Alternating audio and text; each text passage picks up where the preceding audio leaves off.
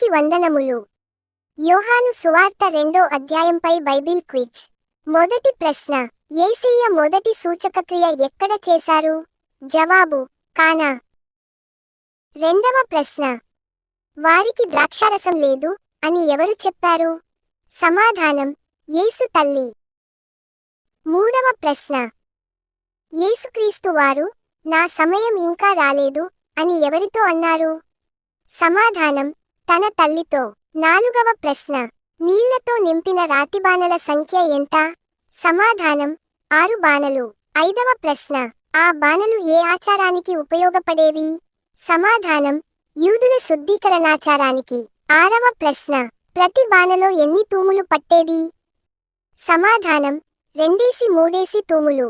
ఏడవ ప్రశ్న, నీళ్లను మొదట ఎవరి యొద్దకు తీసుకెళ్లారు? సమాధానం, విందు అధికారి యొద్దకు. ఎనిమిదవ ప్రశ్న, యేసయ్య చేసిన సూచకక్రియ ఫలితంగా శిష్యులు ఏమి చేశారు? సమాధానం, ఆయనయందు విశ్వాసముంచిరి. తొమ్మిదవ ప్రశ్న, యేసు కపెర్నహూములో కానాలో జరిగే వివాహానికి ఎవరితో కలిసి వెళ్ళాడు? సమాధానం, తల్లి, సహోదరులు, శిష్యులు.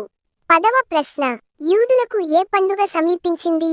సమాధానం, పస్కా పండుగ. 11వ ప్రశ్న, ఆలయంలో యేసయ్య ఏమి చూశారు? సమాధానం, ఎద్దులు, గొర్రెలు, పావురములు అమ్మువారు మరియు ద్రవ్యమార్పిడి చేసువారిని. 12వ ప్రశ్న, నా తండ్రి ఇల్లు వ్యాపారపుటిల్లుగా చేయకుడి అని యేసయ్య ఎవరితో అన్నారు? సమాధానం, పావురములు అమ్ము వారితో. 13వ ప్రశ్న, శిష్యులకు గుర్తొచ్చిన వచనం ఏమిటి?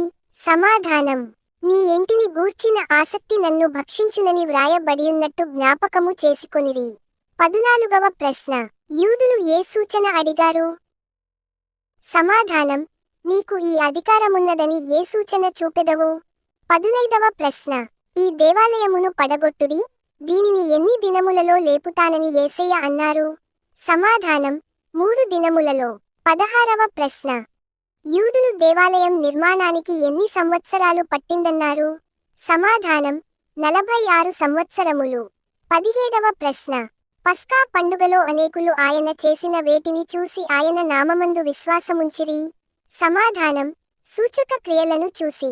18వ ప్రశ్న, ఆయన మనుష్యుని ఆంతర్యమును ఎరిగిన వాడు గనుక ఎవడును ఎవరిని గురించి ఆయనకు సాక్ష్యమీయ నక్కరలేదు?